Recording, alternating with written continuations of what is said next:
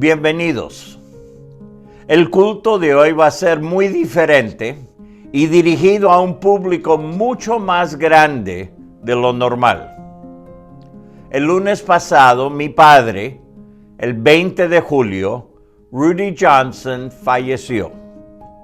Se levantó esa mañana, leyó su Biblia como de costumbre y después salió a montar su bicicleta 4 o 5 kilómetros alrededor de los lagos donde él ha vivido por muchos años.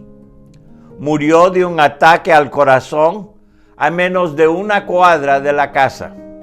No sufrió, murió instantáneamente. Como una persona de la familia describió tomando del ejemplo de Enoch, Rudy anduvo siempre con Dios y un día desapareció porque Dios se lo llevó. Su muerte repentina fue una respuesta a oraciones de que su transición al cielo fuera rápida y fuera sin dolor. Papi a menudo dijo, el número de personas en su funeral dependería más que todo del clima. Y eso es sin tomar en cuenta la pandemia del COVID. Rudy Johnson no solo fue el esposo de Lorraine por 67 años, 1 mes y 16 días, también fue el padre de Russell, Janet y Kevin, el suegro de Beverly, David y Diane, el abuelo de Brenda, Ryan, Kyle, Eric, Sean e Ian, y el bisabuelo de 7 niños y jóvenes que tuvieron la dicha de conocer a su bisabuelo mucho más que de costumbre.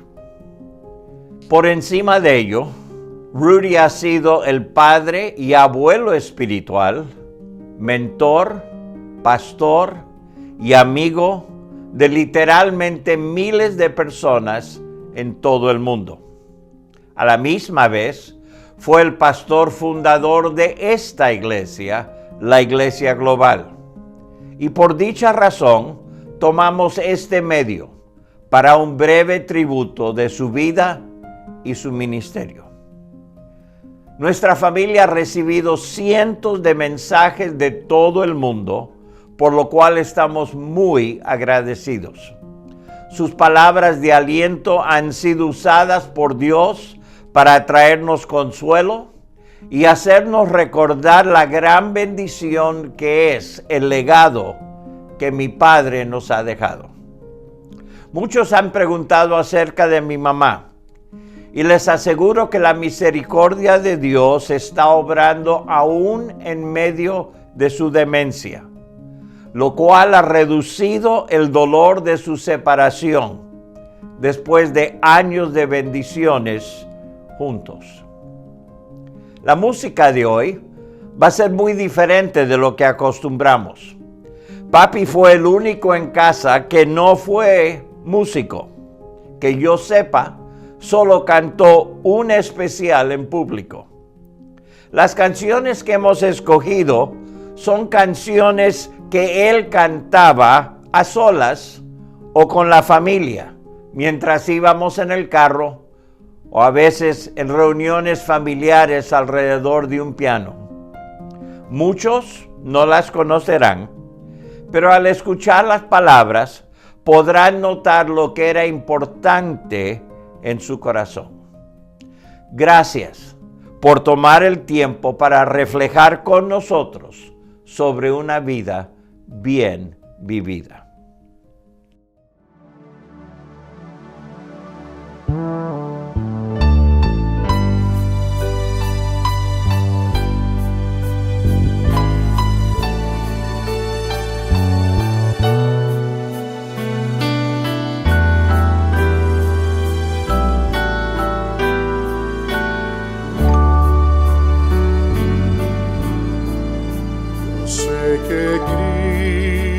Siempre me ayudará. Yo sé que Cristo siempre me ayudará. Si consagro todo a Él y si soy su siervo fiel, yo sé que Cristo siempre me ayudará. Yo sé que Cristo siempre me ayudará. Yo sé que Cristo siempre me ayudará. Si consagro todo a Él y si soy su siervo fiel, yo sé que Cristo siempre me ayudará. Yo sé que Cristo siempre me ayudará. Yo sé que Cristo siempre me ayudará. Si consagro todo a Él y si soy su siervo fiel, yo sé que Cristo siempre me ayudará.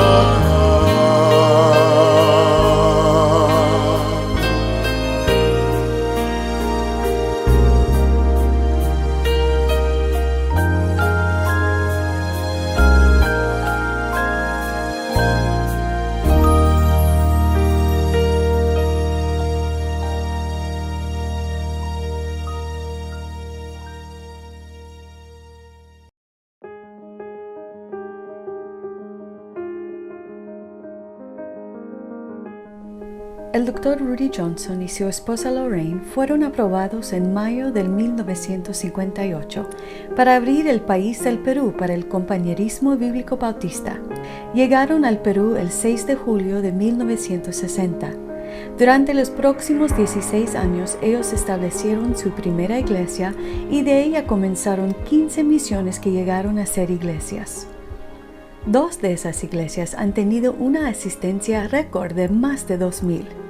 En 1965 se estableció el Seminario Bíblico Bautista, que sigue preparando a obreros cristianos hoy. En mayo de 1976, los Johnson regresaron a Miami, Florida, para empezar el Instituto Bíblico Bautista para entrenar a personas de habla hispana en los Estados Unidos para alcanzar a los suyos para Cristo. También establecieron la Iglesia Bíblica Bautista, que hoy en día es una iglesia bilingüe llamada Iglesia Global, pastoreada por su hijo Russell. Durante los años 80 trabajaron con la Oficina de la Misión en Springfield, Missouri. Pasaron la mayoría de su tiempo en conferencias misioneras. Durante esos 3 años, lograron recaudar más de $6 millones para misiones. En 1992, Rudy y Lorraine regresaron al Perú a petición del presidente peruano y comenzaron un ministerio de ayudas. Durante su tiempo allí, pastoreó una iglesia enfrente de una de las universidades principales en Lima. Vieron a la congregación crecer de 17 a más de 400 y lograron construir un edificio de 5 pisos. El 5 de julio del año 2000, Dios hizo algo inesperado, llamando a Rudy y Lorraine a una de las ciudades únicas en este mundo, Cusco, Perú. Comenzaron una iglesia en Cusco y luego trasladaron su ministerio a Pisac, un pueblo a unos 30 kilómetros de la ciudad. Fue allí donde abrieron su campamento Tambo de Gozo. Ellos, junto con su equipo, comenzaron un ministerio de deportes en varias escuelas públicas, un programa radial, una escuela primaria bilingüe y fueron anfitriones para muchos grupos y conferencias de entrenamientos para pastores. Su alcance más exitoso fue lo que llamaron puertas abiertas. Tuvieron más de 1,000 personas en 5 ocasiones, con una asistencia máxima de 1,519. En octubre de 2010, los Johnson participaron en la celebración del aniversario de 50 años de la primera iglesia que empezaron. Hubieron varios momentos especiales durante la semana, pero uno de los más destacados fue cuando reconocieron a 44 pastores y varias de sus esposas que habían salido de la iglesia y que ahora estaban sirviendo al Señor alrededor del mundo. Después de salir de Pisac y oficialmente jubilarse como misionero, Rudy pasó sus últimos 3 años enfocando su atención en el cuidado de Lorraine, quien había servido a su lado fielmente todos esos años, pero que ahora sufre de demencia. La pasión de Rudy siempre fue para la obra de Dios alrededor del mundo, y en el último año encontró un proyecto muy allegado a su corazón, ayudando a pastores e iglesias en Venezuela. Carlos Arce, misionero en Venezuela, fue guiado a los pies del Señor por Rudy en el Perú y fue el primer graduado del seminario. Este proyecto volvió a unir a los Johnson con Gail González y su esposo René. Ella fue una misionera soltera que trabajó con ellos por muchos años en el Perú. Hasta el momento, ellos han coordinado con iglesias y han logrado enviar casi 500 cajas de comida, ropa, zapatos, lentes, medicina y mucho más a Venezuela. Mi abuelo amaba a su familia, a la palabra de Dios. Amaba el vivir el propósito que Dios tenía para él e inspirar a iglesias para involucrarse en las misiones, compartiendo el amor de Dios con todos.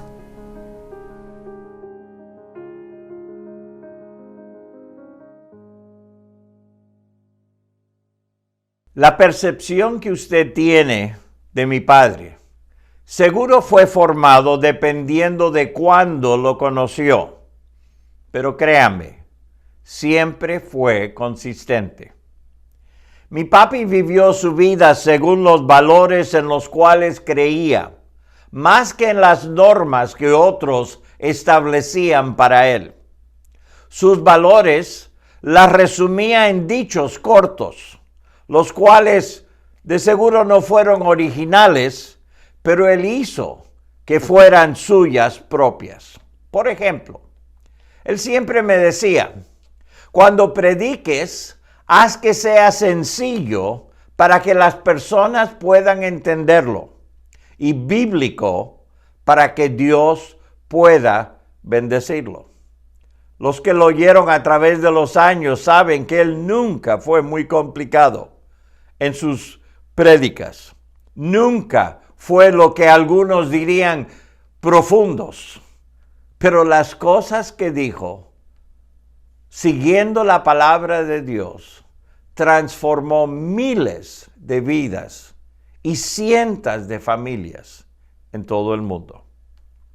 Él decía, cuando enseñes, dales algo para la cabeza, algo para el corazón y algo para las manos.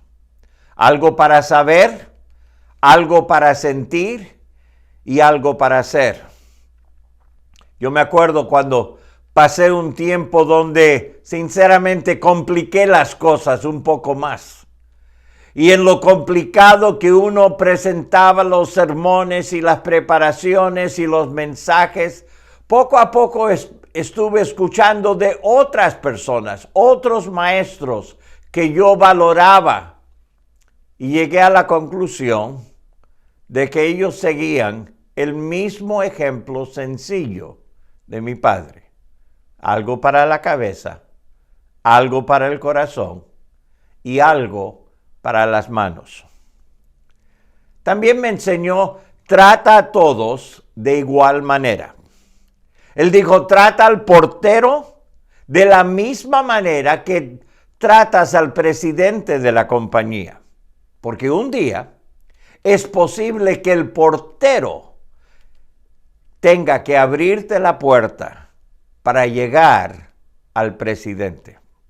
Y déjenme decirles, en un mundo con tantos problemas y diferencias que gente hace entre uno y el otro, esa verdad ha sido tan importante para él y sigue siendo importante hasta el día de hoy. Traten a todos de la misma manera. También me decía, cada iglesia es un cuerpo y cada trasplante tiene mayor probabilidad de ser rechazado. Siempre ponga líderes que sean de adentro del cuerpo. Déjenme decirles, con casi 49 años de experiencia ahora en el ministerio, he visto que esto es una de las grandes verdades. ¿Cuántos errores se han cometido? ¿Cuántos problemas hubieran sido evitados si personas sencillamente hubieran preparado líderes y hubieran levantado líderes dentro de su congregación, en vez de ir y buscarlos de una institución, de otros ministerios? La iglesia es un cuerpo en todos sus sentidos. Debemos prestar atención a eso. Pero también decía, solo eres lo que puedes reproducir. Repito, do that again. Solo eres lo que puedes reproducir. Nada más, nada menos. En otras palabras, si no se puede reproducir a sí mismo, en verdad no importa el tamaño de la iglesia donde está, tiene que haberse reproducido para que en verdad sea real, genuino. Yo sé que una de las cosas que más resalta de mi padre son los pastores, líderes, personas que crecieron y el fruto de ellos y el ministerio de ellos. Muchos de ellos con más iglesias o más personas que él mismo. Pero uno solo es lo que puede reproducir. Algo que sinceramente siempre me llamaba la atención a mí es que uno nunca es demasiado viejo para aprender algo nuevo.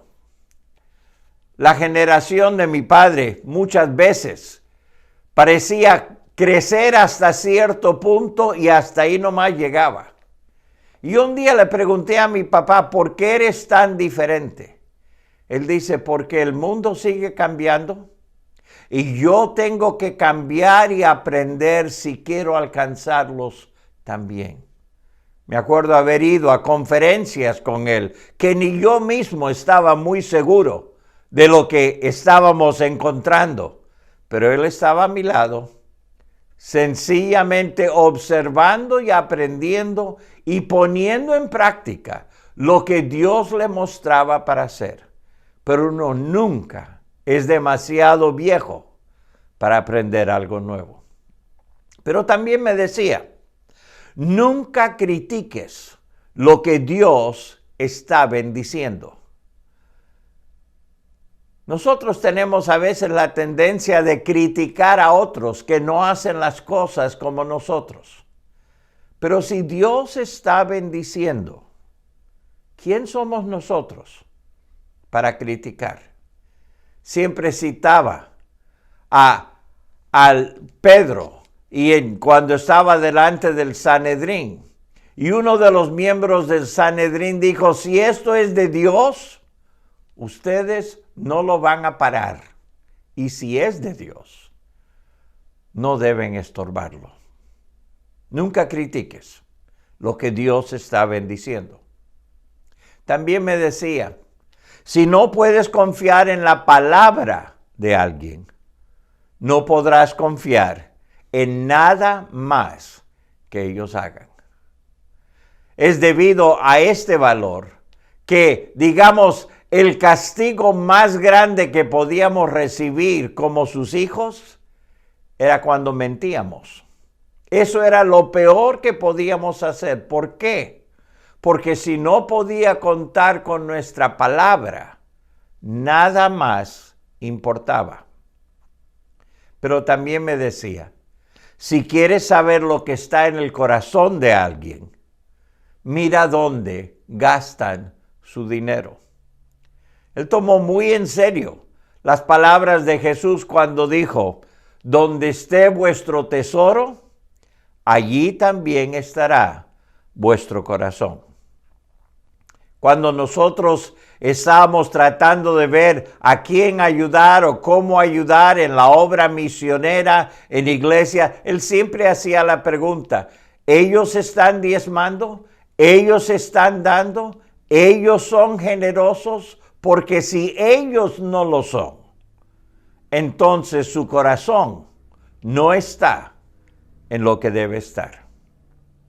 A fin de cuentas, me dijo, cuando regresó aquí después de jubilarse, después de muchos años, él dijo, a fin de cuentas, Dios y la familia son las cosas que más importan. Dios y la familia son las cosas que más importan. En los últimos días he oído de muchas personas acerca del impacto que él ha tenido en sus vidas. Y hay tres cosas que parecen resaltar más que todo con las personas que me han hablado. Lo primero es esto: nunca puede dar más que Dios. Uno nunca puede dar más que Dios.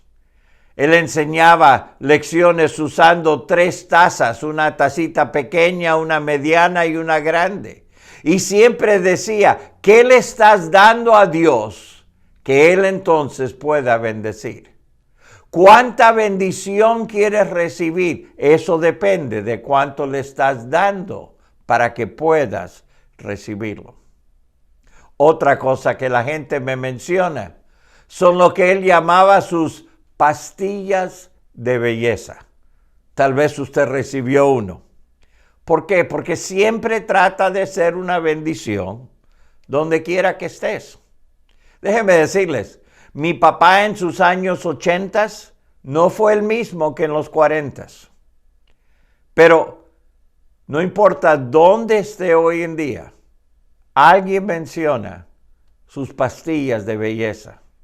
Inclusive alguien dijo esta semana, nuestra iglesia se va a poner mucho más feo debido a que no tenemos alguien que nos dé nuestras pastillas de belleza cada domingo. ¿Se acuerda usted de estar con él cuando él enseñó sobre las linternas? Yo he visto a mi papá cargar hasta 12 linternas con él. Siempre tenía por lo menos uno. Siempre. Casi siempre 2 o 3. Pero siempre usaba las linternas. ¿Por qué? Porque Jesús dijo, así alumbre vuestra luz delante de los hombres, para que vean vuestras buenas obras y glorifiquen a vuestro Padre que está en los cielos. Pero antes de que quieran elevarlo a una posición de santo, recuerden que también dijo, en tantos años de matrimonio, mi esposa y yo nunca hemos hablado del divorcio. Del homicidio sí, pero del divorcio no. Siempre había un sentido del humor que acompañaba a mi papá donde quiera que fuera.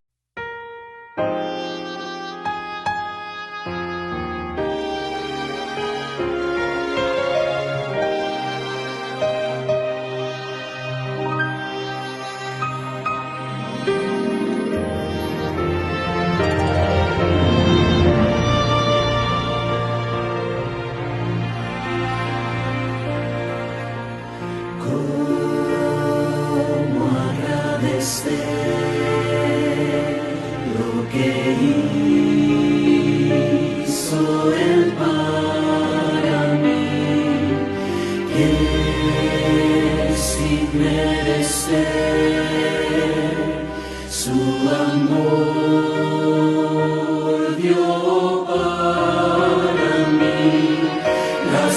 voces de millones de ángeles lo expresarán mi gratitud por lo que soy y espero siempre ser. Lo debo todo a ti. Adiós sea la gloria, adiós sea la gloria, adiós sea la gloria por lo que hizo por mí con su sangre salvóme, su poder levantóme. Adiós sea la gloria por lo que hizo por mí. Quiero vivir mi vida para agradarte solo a ti. Mas si el orgullo entra en mí, llévame al Getsemaní. Con su sangre salvóme, su poder levantóme. Adiós sea la gloria por lo que hizo por mí. Con su sangre salvóme, su poder levantóme. Adiós sea la gloria por lo que hizo por mí.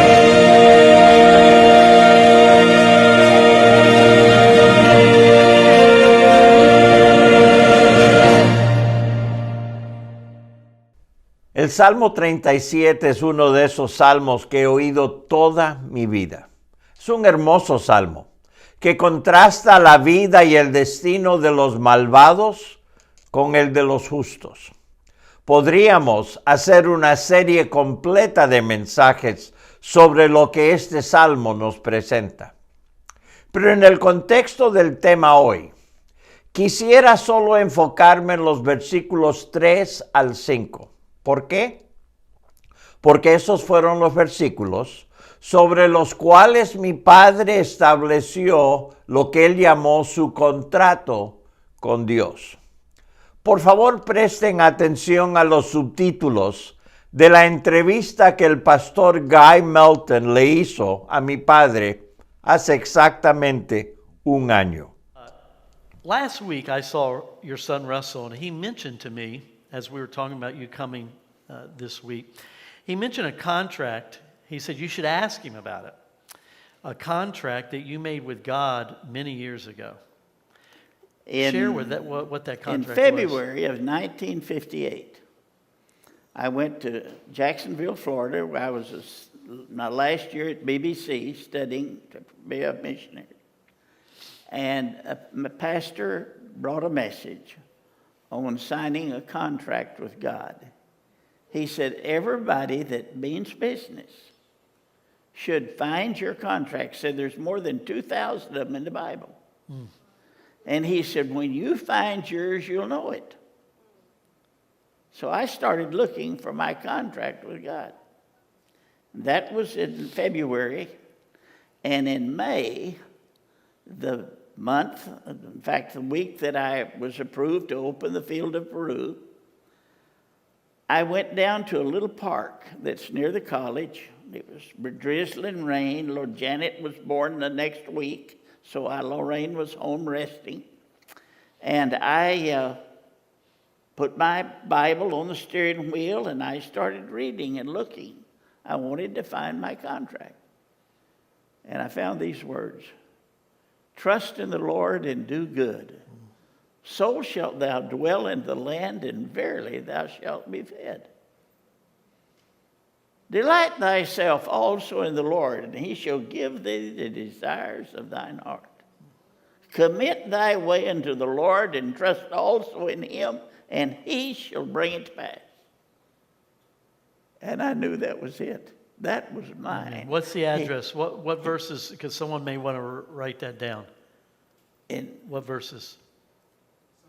In Psalm 37. 37, what verse? 2, 3, and 4. Or 2, 3, and 4, if you want to write 3, that 4, down. 5. Psalm 37. And so I realized then that was my contract. And I said, Lord, now I'm going to ask 3 things of you. I'd already thought this through. I knew where I wanted to go. I said, first of all, I want a family that I can be proud of. I want a family that I can be proud of. Second of all, I want a work that is so big that nobody will ever say it was mine. It has to be God. And the third thing I said, Lord, I want to have fun. I want to have friends. I want to enjoy all this. And I want to have a lot of friends. That's all I asked for. And God granted his part And of it. everything else has come out of that. No sé cuántas veces he oído a mi padre explicar estos versículos. Y hoy intentaré traer a la luz una vez más las verdades sencillas que regían su vida. El versículo 3 dice: confía en Jehová y haz el bien, y habitarás en la tierra y te apacentarás de la verdad. Dios nos pide que hagamos 2 cosas. Primero, que confiemos en Él, y segundo, que hagamos el bien. 2 cosas. Que en cada vez que tenemos algo para hacer, algo que escoger, en cada encrucijada de la vida nos pide: ¿voy a confiar en mí mismo o voy a confiar en Dios? Y Dios dice: confía en mí. En esa encrucijada, ¿voy a hacer el bien o voy a hacer el mal? Y Dios nos dice: haz el bien. Y si hacemos esas 2 cosas, si confiamos en Jehová y hacemos el bien, como mi papá siempre decía, Dios se compromete a darme dónde vivir y qué comer. Ahora yo sé que aquí dice, te apacentarás de la verdad, pero apacentar significa dar de comida. Y en otros idiomas y en otras traducciones habla específicamente del dar de comer. Y mi papá siempre decía, si yo confío en Dios, si hago lo que está bien, lo que es correcto, Él me va a dar un lugar donde vivir y comida para comer. Segundo, dice el versículo 4, deleítate a sí mismo en Jehová, y Él te concederá las peticiones de tu corazón. Deleítate. ¿Qué significa eso? Significa gozar, divertirse haciéndolo. Hacer algo porque uno quiere hacerlo, no porque debe hacerlo o porque alguien le obligó a hacerlo. Nadie puede negar que mi papá se gozaba en todo lo que hacía. Papi se deleitaba y se divertía. ¿Por qué? ¿Por qué no? Si Dios lo había puesto, si Dios lo había enviado, ¿por qué no gozarnos en todo lo que Dios nos traía? Lo bueno y lo malo. No sé cuántas veces he estado en una situación, o mis hijos han estado en una situación, cuando estábamos en un lugar donde mi padre había estado antes y alguien nos decía, ¿sabes lo que tu papá o sabes lo que tu abuelo hizo cuando estuvo aquí? Y aprendimos a decir, no tengo idea, ni puedo imaginarme qué habrá hecho. Pero después nos contaban de algo muy divertido, algo donde él se deleitaba donde quiera que fuera. Si nos deleitamos, Dios dice que nos daría los deseos de nuestro corazón. Mi papá fue un ejemplo vivo de que nada es demasiado difícil para Dios. Mi papá tuvo planes y tuvo sueños que eran lo que él decía del tamaño de su Dios. Es increíble las cosas que él imaginaba, los edificios que él había dibujado, algunos que se llegaron a hacer y muchos otros que nunca se llegaron a cumplir. Pero déjenme decirle, él se deleitaba y pedía las cosas de Dios en grande. ¿Por qué? Porque su Dios era un Dios grande. No hay nada que no podamos pedirle a Dios que Él no está dispuesto a hacer, si es lo mejor para nosotros. Yo he visto situaciones y muchos pueden mirar alrededor del mundo y pensar en proyectos en el cual él estaba involucrado y ver grandes cosas que Dios hizo a través de él. Pero déjeme decirle, hubieron otros proyectos que nunca se llegaron a hacer. ¿Por qué? Me acuerdo en una ocasión que en 2 o 3 días él recaudó literalmente miles de dólares para un ministerio que ni fue suyo, para ayudar a alguien a empezar un campamento. Y Dios lo hizo en 2 o 3 días. Pero unos meses más tarde hubo otro proyecto que él empezó a llamar y pedir y nadie daba. Y me acuerdo cuando él me dijo, parece que Dios sabe que esto no es lo mejor, así que no vamos a preocuparnos por ello. La realidad es lo que nosotros llamamos las guiñaditas divinas. En otras palabras, Dios nos miraba y nos daba esa cerradita de ojo, diciendo, mira, aquí hay más de lo que pides, aquí hay más de lo que piensas. Porque yo soy más grande, yo soy mejor de lo que puedes imaginarte. Deleítate a sí mismo en Jehová, y Él te concederá las peticiones de tu corazón. Pero este pasaje termina, encomienda a Jehová tu camino, y confía en Él, y Él hará. En otras palabras, entréguele todo a Dios. ¿Cuántas veces nos dice la Biblia eso? ¿Y cuántas veces nos cuesta hacerlo? Nos dice, por nada estéis afanosos, pero con todo nos afanamos. Nos dice que le entreguemos todo en manos de Él, pero ¿cuántas veces tratamos nosotros de resolver, nosotros de hacer? Dícele, entréguele todo a Dios. Cada situación positiva, entrégueselo a Dios. Cada situación negativa, entrégueselo a Dios. Pero después dice, y confía en Él. Eso nos hace regresar al versículo 3. Confía en Jehová. Nos dice en el libro de Proverbios, confía en Jehová y no te ligues, no te ates a tu propia manera de pensar. Confía en Él y Dios hará todo lo que necesita hacer. Bien sea chiquito, bien sea en la vida de alguien o si es un proyecto de miles y millones de dólares. Dios es el mismo Dios y Dios puede. Si hay una cosa que yo quisiera dejarles acerca de mi Padre es esta: pongan sus ojos en Cristo. No lo pongan en Él. No lo pongan en ningún hombre.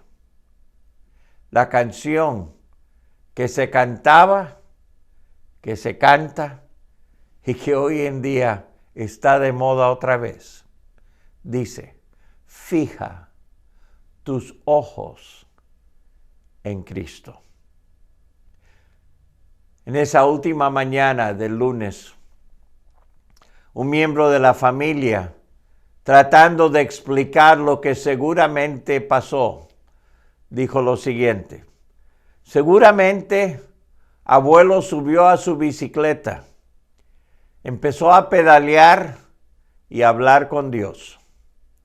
No se sentía bien, así que paró, dio la media vuelta y empezó ahora a caminar empujando su bicicleta, pero hablando con Dios. Y en un momento dado, levantó los ojos y dijo: ah, estás aquí. Fija tus ojos en Cristo. Oh alma cansada y turbada, sin luz en la senda andarás. Al Salvador mira y vive, del mundo la luz es su faz. Fija tus ojos en Cristo, tan lleno de gracia y amor, y lo terrenal sin valor será a la luz del glorioso Jesús.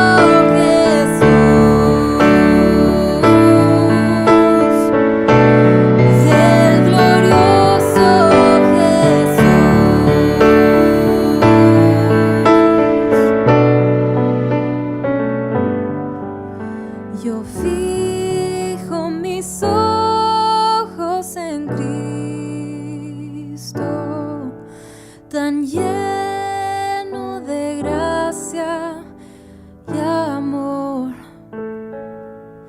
Ya lo terrenal no va